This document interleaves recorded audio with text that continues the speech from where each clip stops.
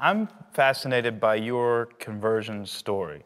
You talk about in Girl Meets God having grown up Jewish, and I was hoping you would explain what that was like, or tell us a little bit about that. Well, I think pretty much everyone's conversion story is interesting. Mine is perhaps a little peculiar. I grew up Jewish, as you said. My dad was a Reformed Jew. My mother was actually a Southern Baptist who'd lapsed in college. And when my parents got married, they sort of struck this deal that the kids would be raised Jewish. So I grew up very much thinking of myself as a Jew, but we didn't have a whole lot of religious observance in my household. We did the High Holy Days at synagogue. We had a Passover Seder. We did Hanukkah. But it was when I was in middle school that I personally started getting more involved in Judaism. By this point, my parents had divorced. My mother and I had moved from North Carolina to Virginia. And how old were you then?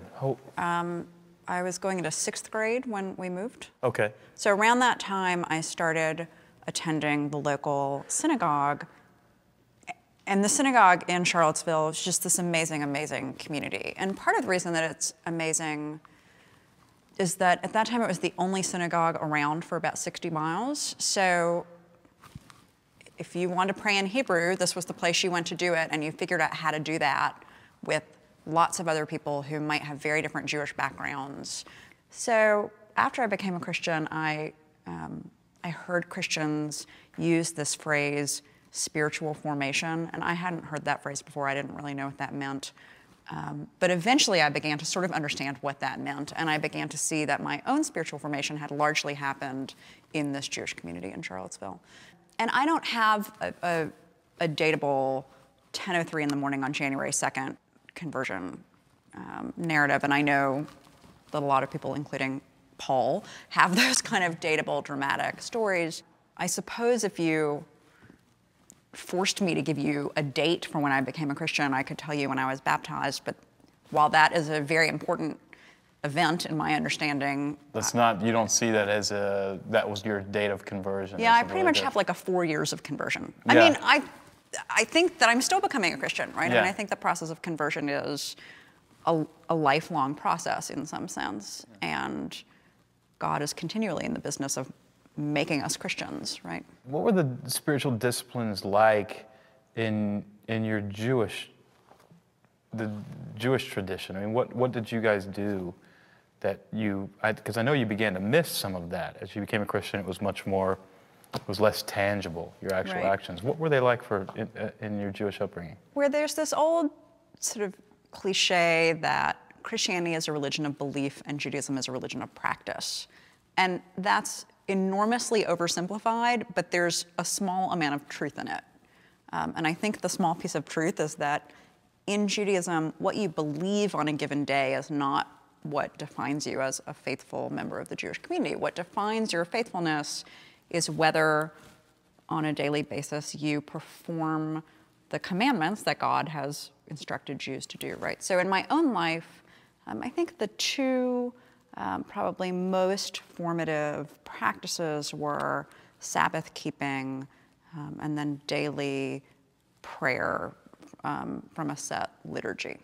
What are some of the practices that carry over from Judaism to Christianity? Because we do think of it in terms of a separate sort of series of practices for Judaism, and then there's no practice at all for Christianity except for the ones that are cultural. We go to church on Sunday or whatever. Right. Jesus, of course, having grown up as a faithful Jew, himself carried over many of these practices, right? And I think his language is really instructive when he talks about fasting and praying and almsgiving. He doesn't say, if you do these things. He says, when you fast. Do them in this way. When you fast, when you give money, when you pray. So he seems to take for granted that these are parts of faithful life with the God of Israel. These are faithful acts of disciples. And we could talk even about Jesus' own prayer life through the Psalms, right? So Jesus and other contemporary Jews would have had as their prayer book what we know as the Psalter, the Book of Psalms.